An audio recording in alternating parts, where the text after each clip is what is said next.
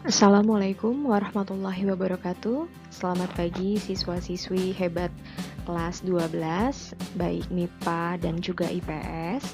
Alhamdulillahirrabbilalamin.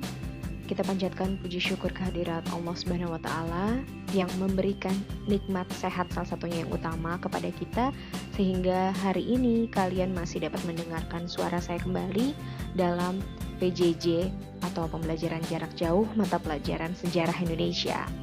Tetap semangat untuk semua anak-anak hebatku. Jangan lupa tetap jaga kesehatan juga, dan kita masih terus berharap semoga pandemi ini segera berakhir. Oke, untuk materi hari ini di dalam PJJ, saya akan menjelaskan mengenai perjuangan beberapa tokoh dalam upayanya menjaga keutuhan bangsa dalam kurun waktu 1945 sampai dengan 1965. Nah, sekarang kita bahas sedikit dulu ya sebagai pembuka atau sebagai awalnya. Kemajemukan budaya Indonesia itu kita yakini tidak bisa kita pungkiri sebagai kekayaan bangsa yang harus senantiasa dijaga dan dilestarikan. Segenap masyarakat berkewajiban menjaga kekayaan tersebut sehingga dapat menciptakan keharmonisan. Meskipun demikian, kemajemukan tersebut tidak selamanya membawa keharmonisan. Kenapa? Karena nyatanya berbagai gesekan rentan sekali terjadi yang disebabkan oleh kemajemukan itu tadi. Nah, untuk menghindari gesekan, diperlukan pemahaman mengenai kesadaran integrasi bangsa. Kesadaran integrasi bangsa Indonesia telah tumbuh dan berkembang sejak zaman perjuangan dalam meraih kemerdekaan. Oleh karena itu, setiap warga negara saat ini hendaknya menyadari arti pentingnya kesadaran integrasi bangsa. Kesadaran integrasi sangat berguna untuk menciptakan kerukunan dalam kemajemukan bangsa Indonesia, serta mewujudkan cita-cita dan tujuan nasional Indonesia. Kesadaran integrasi juga penting sekali demi terciptanya sebuah negara yang maju dan mampu bersaing pada era globalisasi saat ini. Selain itu, integrasi juga merupakan prioritas utama untuk mencapai suatu kesatuan dan kedaulatan bangsa. Suatu bangsa akan runtuh apabila integrasi bangsanya mengalami gangguan. Gangguan dapat muncul baik dari dalam negeri maupun luar negeri. Oleh karena itu, integrasi menjadi permasalahan yang sangat penting bagi kelangsungan hidup bangsa dan negara. Nah, berbagai peristiwa pemberontakan dan pergolakan di Indonesia tidak akan terjadi jika setiap komponen masyarakat menjaga nilai-nilai persatuan dan kesatuan bangsa. Nilai-nilai tersebut akan memperkuat integrasi bangsa.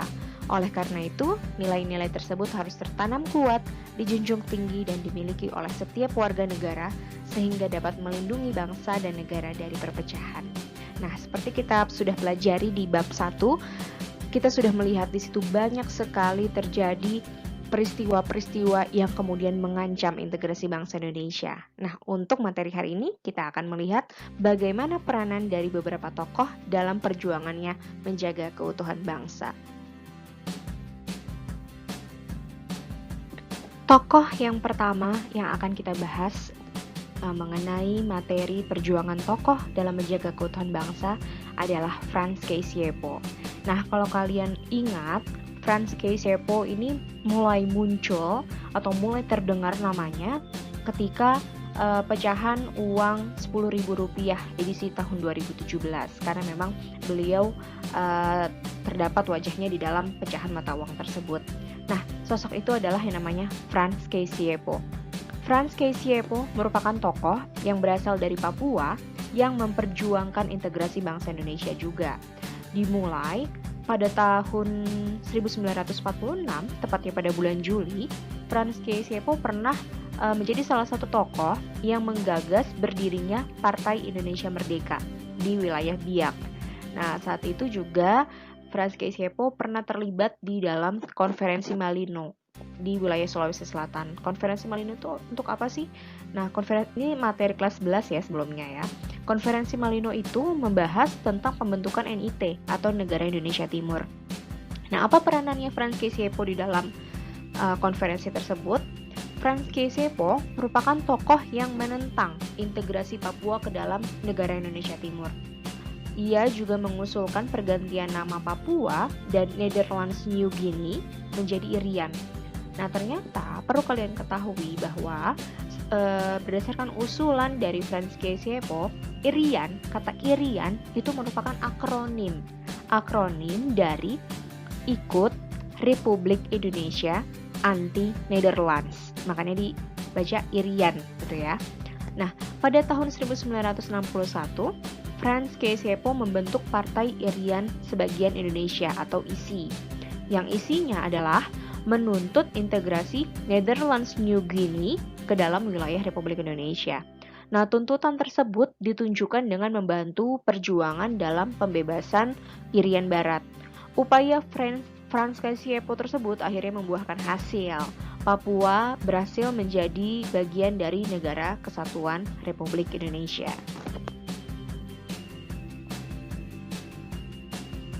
Tokoh yang kedua masih berasal dari wilayah timur, yaitu Silas Papare. Silas Papare pernah menjadi pegawai pemerintah Belanda pada saat sebelum kemerdekaan. Nah, akan tetapi setelah Indonesia merdeka, Silas Papare kemudian mengadakan perlawanan terhadap pasukan Belanda. Pada bulan September tahun 1945, Silas Papare membentuk Komite Indonesia Merdeka atau KIM. Nah, pembentukan KIM ini bertujuan untuk menghimpun kekuatan dan mengatur gerak langkah perjuangan dalam mempertahankan proklamasi kemerdekaan. Pada bulan Desember tahun 1945, Silas Papare pernah ditangkap dan dipenjara di wilayah Jayapura karena dianggap mempengaruhi Batalion Papua untuk melancarkan pemberontakan kepada pemerintah Belanda. Setelah bebas dari penjara, Silas Papare kemudian membentuk Partai Kemerdekaan Irian Indonesia atau PKII. Nah, pembentukan partai tersebut mendapatkan respon negatif dari Belanda. Sudah jelas ya, karena memang tujuannya adalah untuk mempertahankan kemerdekaan. Silas Papare pun kemudian ditangkap dan kembali dipenjara di wilayah Biak. Setelah keluar dari penjara, Silas Papare diundang pemerintah Republik Indonesia ke Yogyakarta. Pada Oktober 1949, ia kemudian mendirikan Badan Perjuangan Irian di wilayah Yogyakarta. Pada tahun 1962, Silas Papare mewakili Irian Barat sebagai anggota delegasi Indonesia dalam perundingan New York antara Indonesia dan Belanda yang waktu itu membahas mengenai penyelesaian masalah Papua. Belanda akhirnya menyetujui integrasi Papua ke Indonesia berdasarkan hasil perundingan New York itu.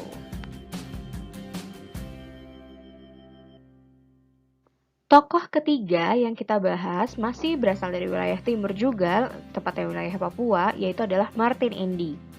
Martin Indy merupakan salah satu tokoh yang menginginkan integrasi Papua menjadi bagian dari Indonesia. Martin Indy dan beberapa orang temannya merencanakan perlawanan terhadap Belanda dengan membentuk Partai Indonesia Merdeka.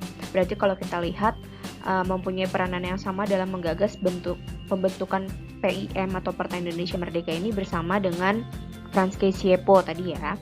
Nah, dalam partai ini Martin Indy terpilih sebagai ketua. Martin Indy memimpin aksi protes yang didukung oleh delegasi 12 kepala suku di Papua. Aksi protes ini dilakukan untuk menolak rencana pemisahan Papua dari wilayah Indonesia.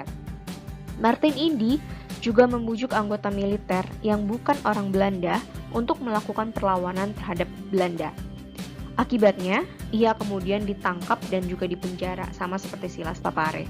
Setelah keluar dari penjara, tepatnya pada masa perjuangan Trikora di tahun 1962, ia membantu TNI untuk melakukan penyusupan ke wilayah Irian Barat. Saat Trikora itu berakhir, Martin Indy bersama dengan E.Y. Bonai meminta PBB di New York untuk segera menggabungkan Irian Barat ke wilayah Republik Indonesia. Dan hingga akhirnya berdasarkan perjanjian tersebut, seperti tadi kita bahas di tokoh Silas Papare, wilayah Papua terintegrasi ke dalam Negara Kesatuan Republik Indonesia.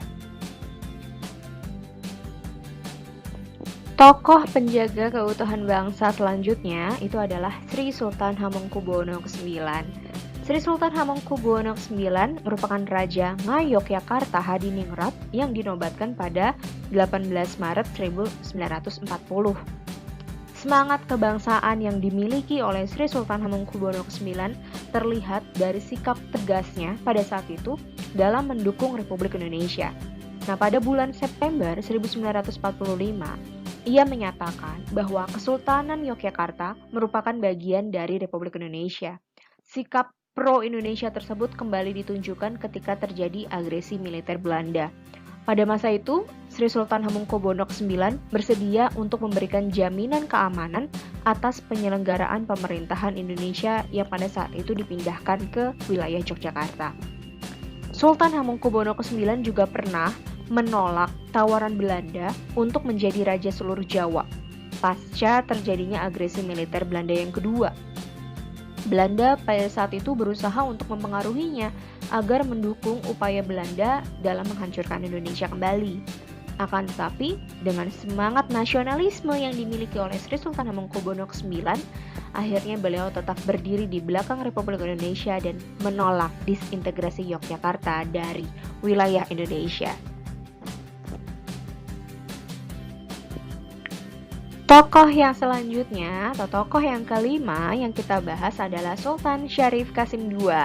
Nah, Sultan Syarif Qasim II merupakan raja kerajaan Siak Indrapura di wilayah Riau. Ini kalau kelas 10 waktu itu kita pernah membahas tentang kerajaan-kerajaan Islam. Nah, salah satunya adalah kerajaan Siak Indrapura yang ada di wilayah Riau.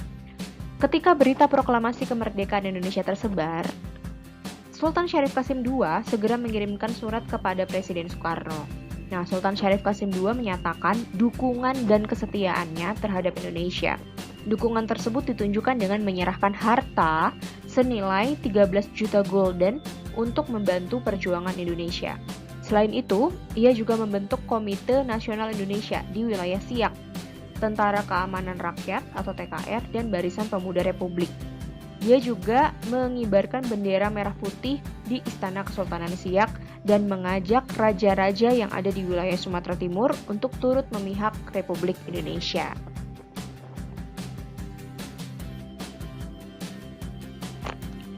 Selanjutnya, tokoh yang keenam adalah Opu Daeng Risaju.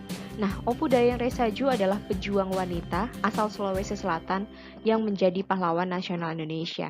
Opu Daeng Risaju memiliki nama kecil, yaitu namanya adalah Famajah. Nah, Opu Daeng Risaju itu sendiri merupakan gelar kebangsawanan dari Kerajaan Luwu yang disematkan pada Famajah yang memang merupakan anggota keluarga bangsawan dari Luwu. Nah, perjuangan Opu Daeng Risaju itu dimulai ketika ia bergabung dengan Partai Sarekat Islam Indonesia atau PSII dan kemudian terpilih menjadi ketua PSII wilayah Palopo pada tahun 1930. Nah, sejak saat itu, Opu Daeng Risaju aktif berjuang melawan kolonialisme Belanda. Pada tahun 1946, Opu Daeng Risaju beserta pemuda Republik melakukan serangan terhadap tentara Nika.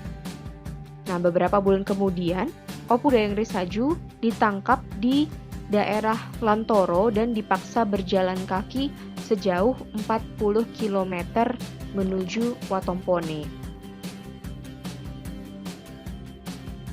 Itu ya. Jadi sebenarnya PSII atau Partai Sarekat Islam Indonesia itu sudah terbentuk juga ketika masa pendudukan Jepang, namun tidak banyak kegiatan yang di dalamnya Opu Daeng Risaju itu terlibat. Jadi ketika masa pemerintahan kolonial Belanda, terlebih ketika pasca kemerdekaan di tahun 1946, Opu Daeng Risaju bersama dengan pemuda Republik berusaha untuk melakukan serangan kepada pemerintah kolonial Belanda yang berusaha datang kembali untuk menghancurkan Indonesia. Oke, tokoh yang ketujuh yang akan kita bahas, ini salah satu tokoh yang pasti namanya sudah kalian tahu, yaitu adalah Ismail Marzuki. Ismail Marzuki merupakan tokoh Betawi yang berjuang di bidang budaya melalui musik. Banyak lagu bernuansa perjuangan yang dia ciptakan. Lagu-lagu Ismail Marzuki mampu menggugah semangat juang dan jiwa nasionalisme bangsa Indonesia pada saat itu. Sampai dengan tahun 1950, Ismail Marzuki telah berhasil menciptakan lebih dari 250 judul lagu. Nah, kondisi ini menunjukkan bahwa perjuangan integrasi itu dapat dilakukan juga tidak hanya melalui perjuangan secara fisik, tapi juga dengan penciptaan dari lagu-lagu perjuangan yang memotivasi masyarakat pada saat itu. Kalau kalian ketahui, untuk menghormati jasa dalam mengorbankan semangat kebangsaan, kemudian nama Ismail Marzuki saat ini diabadikan menjadi nama sebuah pusat kesenian dan kebudayaan, yaitu Taman Ismail Marzuki. Kompleks taman budaya yang terletak di kawasan Cikini, Jakarta Pusat tersebut terdiri atas 6 gedung teater, balai pameran, galeri seni, gedung arsip, dan ada juga bioskop. Nah, Taman Ismail Marzuki merupakan ruang publik yang difungsikan untuk menampilkan pementasan seni dan budaya, baik tradisional maupun kontemporer.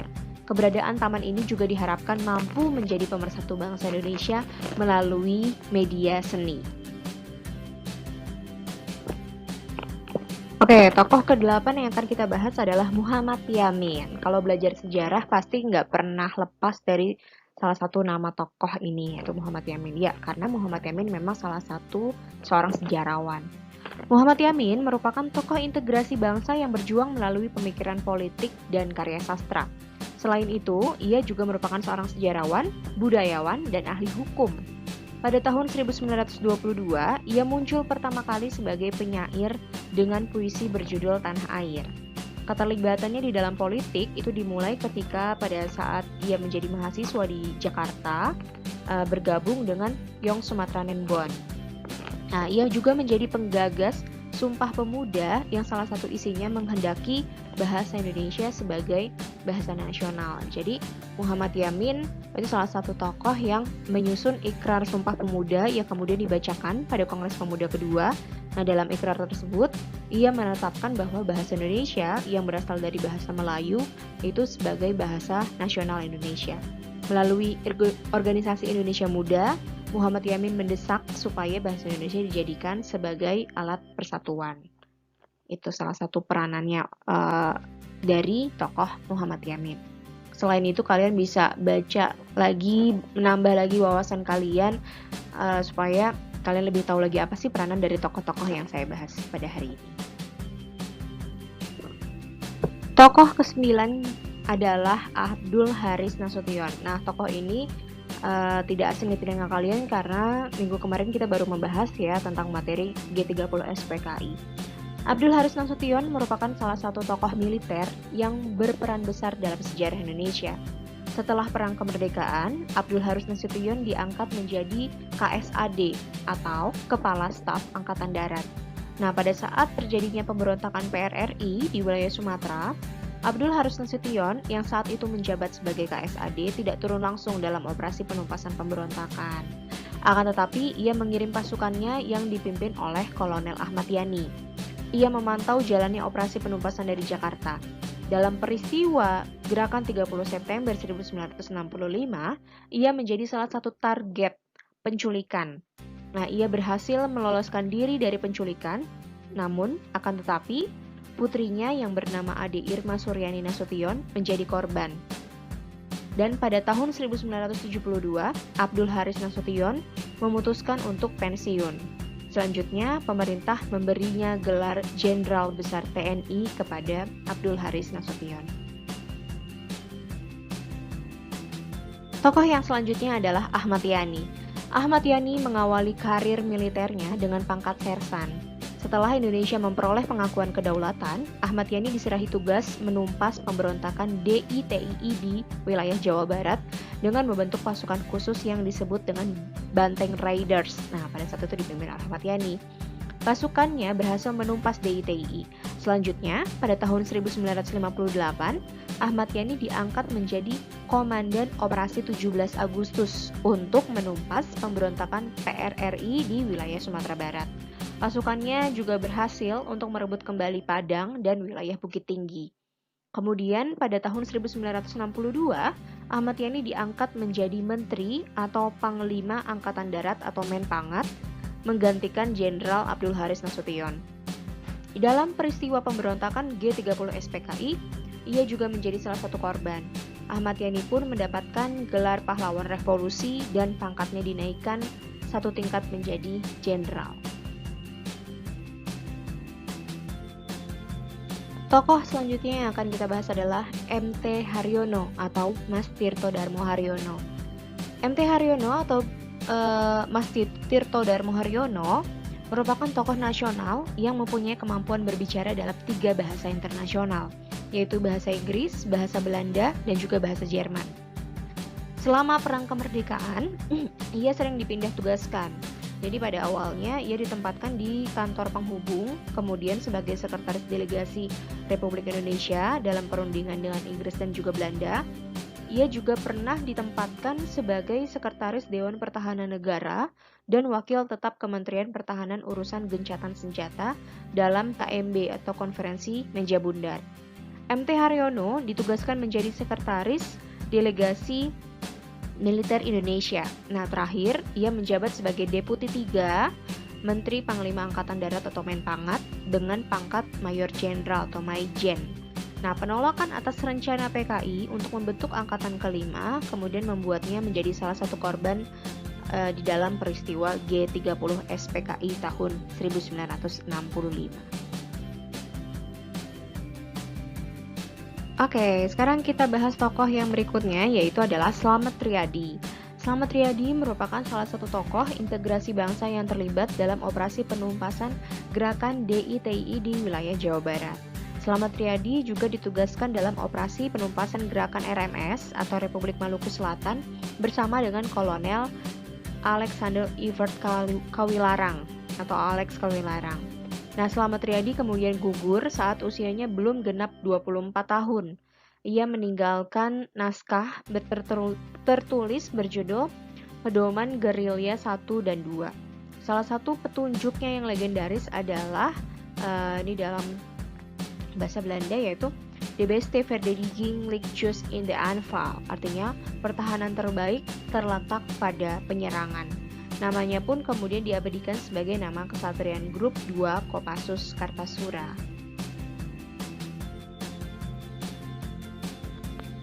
Selanjutnya adalah Gatot Subroto. Gatot Subroto lahir di wilayah Sumpiyuh, Banyumas, Jawa Tengah pada 10 Oktober 1907.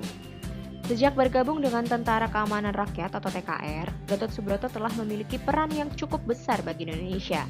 Ia dipercaya menduduki sejumlah jabatan penting seperti Panglima Divisi 2, kemudian Panglima Korps Militer, dan Gubernur Militer Daerah Surakarta. Pada saat ia menjabat sebagai Gubernur Militer Daerah Surakarta, terjadi pemberontakan PKI di Madiun pada tahun 1948. Nah, untuk menumpas pemberontakan tersebut, Gatot Subroto memimpin pasukan untuk menyerbu pasukan PKI. Akhirnya, pasukan ini meraih kemenangan. Kemenangan yang diraih oleh Gatot Subroto bersama dengan pasukannya menyebabkan ia diangkat menjadi Panglima Tentara dan Teritorium 4 di Ponorogo. Akan tetapi, pada tahun 1953, Gatot Subroto mengundurkan diri dari dinas militer. 3 tahun kemudian, ia diaktifkan kembali dan diangkat menjadi Wakil Kepala Staf Angkatan Darat atau Wakasat. Gatot Subroto juga menggagas terbentuknya AKABRI atau Akademi Angkatan Bersenjata Republik Indonesia. Nah, sekarang kita sudah masuk ke dalam tokoh terakhir yang kita bahas, yaitu adalah Yos Sudarso. Yos Sudarso merupakan tokoh pejuang integrasi yang lahir di wilayah Salatiga, Jawa Tengah pada 24 November 1925. Pada masa awal kemerdekaan, Yos Sudarso bergabung dengan Badan Keamanan Rakyat Laut dan turut ambil bagian dalam berbagai operasi militer untuk mengatasi pergolakan di sejumlah daerah. Pasca pengakuan kedaulatan Indonesia oleh Belanda pada tahun 1949, Yos Sudarso menjabat sebagai komandan yang memimpin sejumlah armada kapal milik Angkatan Laut, seperti KRI Alu, KRI Gajah Mada, KRI Raja Wali, dan KRI Patimura. Karir Yos Sudarso mencapai puncak ketika ia diangkat menjadi Deputi Operasi KSAL Republik Indonesia. Pada 2 Januari 1962, Presiden Soekarno membentuk Komando Mandala Pembebasan Irian Barat yang berkedudukan di wilayah Makassar. Nah, Presiden menunjuk Yos Sudarso sebagai Deputi Operasi yang memimpin operasi laut menggunakan KRI Macan Tutul, KRI Macan Kumbang, dan KRI Harimau. Yos Sudarso kemudian gugur dalam pertempuran di Laut Aru pada 15 Januari 1962. Ia gugur akibat serangan pesawat tempur Belanda ketika melaksanakan operasi rahasia untuk menyusupkan sukarelawan ke Papua menggunakan KRI Macan Tutul. Nah, itulah beberapa tokoh yang bisa saya jelaskan di materi ini mengenai tokoh yang mempunyai peran dalam menjaga keutuhan bangsa antara tahun 1945 sampai dengan 1965. Mungkin kalau kalian menambah kembali literasi kalian, menambah kembali sumber-sumber bacaan kalian, itu pasti kalian menemukan akan lebih banyak lagi tokoh-tokoh yang mungkin tidak saya sebutkan di dalam materi PJJ pada hari ini. Nah, beberapa tokoh bangsa yang dibahas pada materi ini merupakan tokoh teladan yang berjuang demi tegaknya integrasi bangsa. Semangat tokoh-tokoh tersebut hendaknya kita teladani dan kita kembangkan dalam kehidupan sehari-hari. Sebagai generasi penerus bangsa, kalian memiliki tugas untuk menjaga persatuan dan kesatuan bangsa Indonesia. Semangat merdeka!